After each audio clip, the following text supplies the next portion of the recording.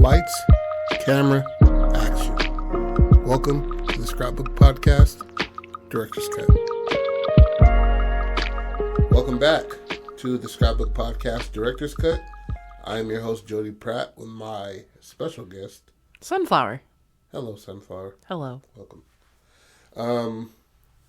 I know you never have stories, but I just want you to listen to me sometimes. All right, so this, since I fucked up terribly on my recording, because remember, if you're ever going to do a podcast or do any sort of recording, mic check first.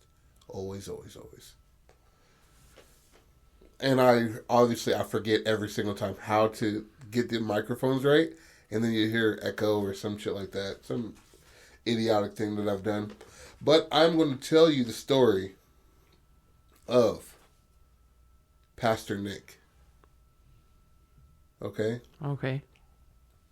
Stage name, Sir Nick Longdick. Right? So this story is a mockumentary, which is just a documentary, but not serious. Yes. If for people who are wondering what the fuck a mockumentary is, a mockumentary of a biopic. Okay. Right? Yeah. So just a biography is but a movie. Just for anybody who doesn't know what a biopic is. So a mockumentary of a biopic on the life and times of Pastor Nick. His name is Nicholas Dixon. He is 20 years old. He comes from Georgia. Raised in a Baptist church.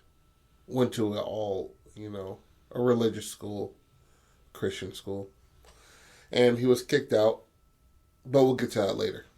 So, he is, in this universe, the most undeniable,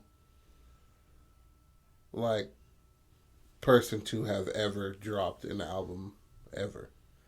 Right? Okay. On the night of his death, he won several Grammys. One Grammy is Song of the Year. Another Grammy was Gospel Album of the Year. He won Album of the Year. And then he won Newcomer of the Year. Okay. Right? Several of his accolades are he was a pastor of a sex cult. Whoa. Okay. Unbeknownst to him. And also several other things. But you learn those throughout the mockumentary through several people that talk, give the behind the scenes on who this guy was and stuff like that.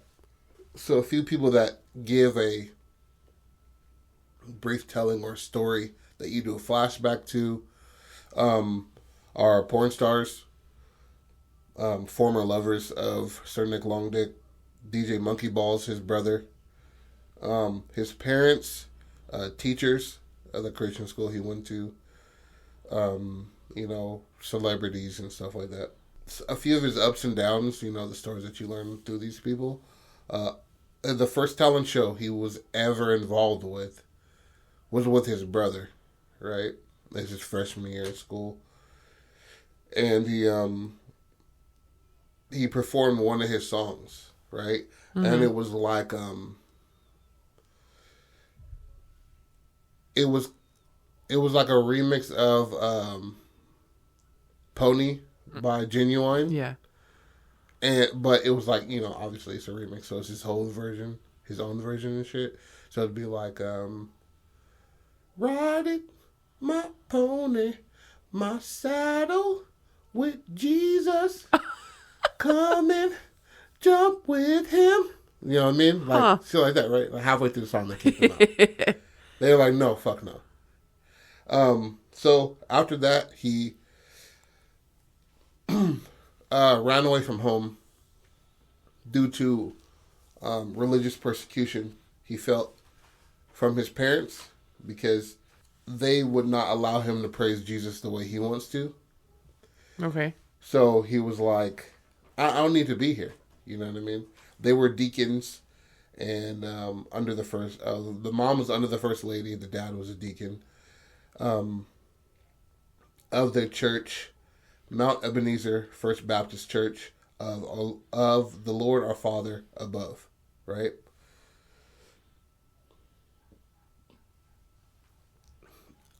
Also, around this time, no, not around this time, but overall, this is the 10th anniversary of his death. Keep that in mind, right? Okay.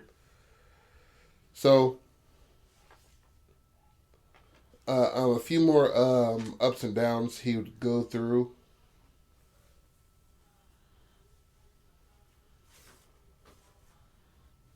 Was he accidentally created a sex cult, right? So he went and he like ran away and shit like that, and he stayed with like a girlfriend of his. Yeah. And their family was cool. He was young. He was like 15, and they, underage sex. They had underage sex and shit. Right. Right. But due to his dick giving abilities at such a young age, his girlfriend, for him it was underage, his girlfriend was like 25. Wow. You know what I'm saying? Damn, yeah. So she started telling people. Right? And then she tells her girlfriends, and her girlfriends slide through and just, you know what I'm saying? They smash? They smash. He gives he gives a piece of Sir Nick Long Dick. Gives it out, right? And then they tell people. And then they tell people. And then they tell people. Hence the cult. Exactly. Right? And then they, follow his teachings of the long stroke and the backbreaker and certain moves that he's done, Yeah. It's kind of like Haunted House-esque. Okay. The tornado. Yeah. And the nigga almost passed out. Yeah. So, some into that degree, right? But why the sex cult broke up was because of a few members having lawsuits against Sir Nick Long Dick. Just wait until I tell you why, right? Some of the individuals that were getting stroked upon by Sir Nick Long Dick, Pastor Nick, some of them had become blind due to the amazing orgasms they were having. Okay. And then some were paraplegic because their legs were vibrating at such a high rate that their muscles deteriorated within them, within their legs and their lower back, and they could never walk again. Also, they became deaf because they'd scream so loud. Oh my god! that they'd burst their eardrums and never to hear again. So they were upset. Would you be upset? Yeah. If you're busting so hard that you become blind? I'd be so angry. Yeah. So angry. With that nut, though. But so they go on to sue him and stuff like that, and he's countersuing them for defamation of character, because he's become a known person around, the city. Say he moved from Georgia and he moved to like Barbados. Okay. You know what I'm saying? And he wins the defamation lawsuit for a few $1 million. Then he goes on to what he loved the most and what drove him to get kicked out of school, and that was music. Mm-hmm. So he goes back to music and makes the best album anybody has ever heard. And I want to read off a couple of songs to you that he's made. Okay. Okay? Mm-hmm. So, and this song is the one that won Best Song of the Year. Right? And he's an independent artist. All the money went to him. Fame very, very quickly. Right? One song is, If You Love Jesus, You're Gonna Love This Dick. Oh my god. Dance Out of Your Clothes Like David.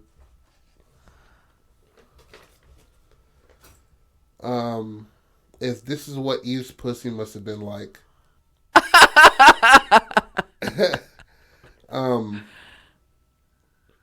I wish I'll wash your feet and put them in my mouth. They call me Pastor Nick Long Dick, and bathe you in this nut. Oh my God. Oh, I apologize. Baptize you in this nut. Ew. Right? So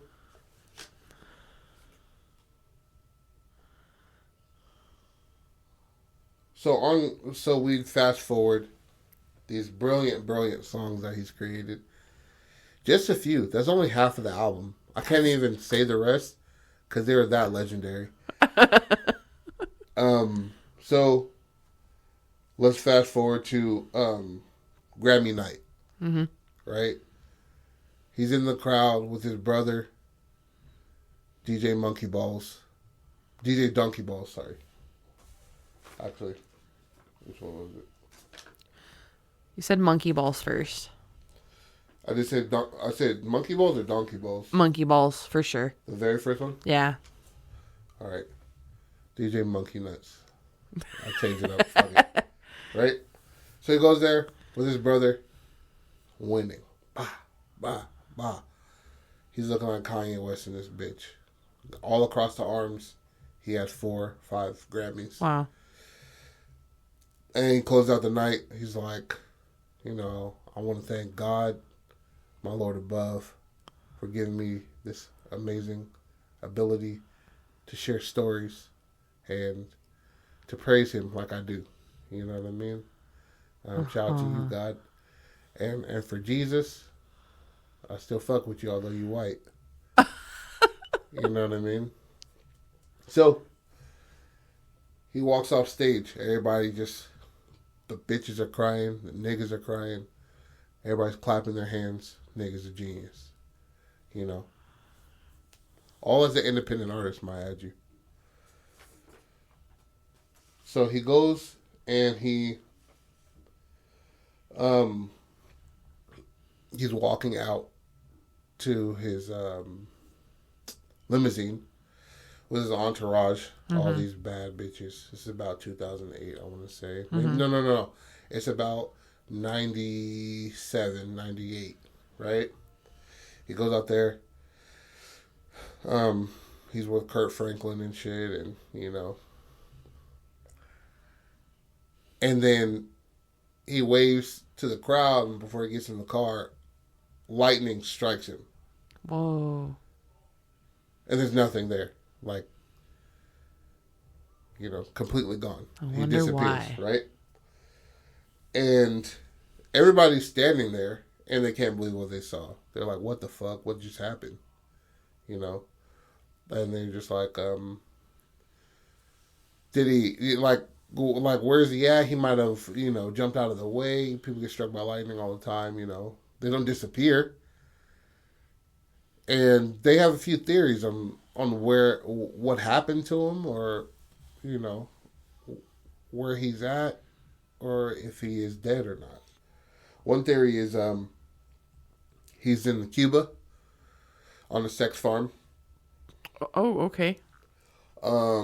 He couldn't take the success, so he just ran away from it, and he was best friends with David Copperfield at the time. Okay. So, David Copperfield could have gave him a little tips and tricks, a little bit of smoke and mirrors. Yeah. You know what I'm saying? The nigga made Statue of Liberty disappear. Yes. You feel me? So he could do anything. And it is 97. So who knows? Or it was an act of God that he was smoking. Blaspheme. Yeah. You know what I mean? Baptize you in this nut? What? Yeah. Dance out of your clothes like David? Damn. That's deep. Real deep. You feel me? But the mystery, you never know. You never might know what happened to him. But he lives on to be one of the greatest musicians of all time, of our era. Nobody's ever had that feat of best album of the year, Best song of the year. Best newcomer. Best gospel album of the year. He beat out Kurt Franklin by this much. Yeah. You second place, Kurt Franklin. Damn. You're second fucking place. But yeah, the end. And that's the story of Pastor Nick. Sir Nick Longdick. First off, I would like to applaud the titles. You know. That's disgusting. It was so gross. I was not expecting it either. I'm over here like, I wonder what. Oh. Yeah. Okay. You know the terrible part is? It flew right out of me. I'm pretty sure. Just like your butthole. Yeah, it flew right out of me, my boy. Like.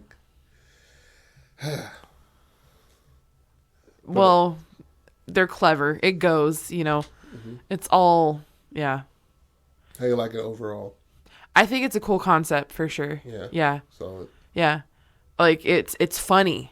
Yeah. Who doesn't want? That's what I want. You know. And I wanted to breathe across the whole board as funny. Yeah. I'm watching Adam Sandler. I hold him in this high regard as a writer of comedy. And obviously the Wayans brothers, they're literally, their family are geniuses. And Marlon, if you want to make this movie, bro, you can have any of my movies. I don't give a fuck. Jordan Peele, have it all. You know what I mean?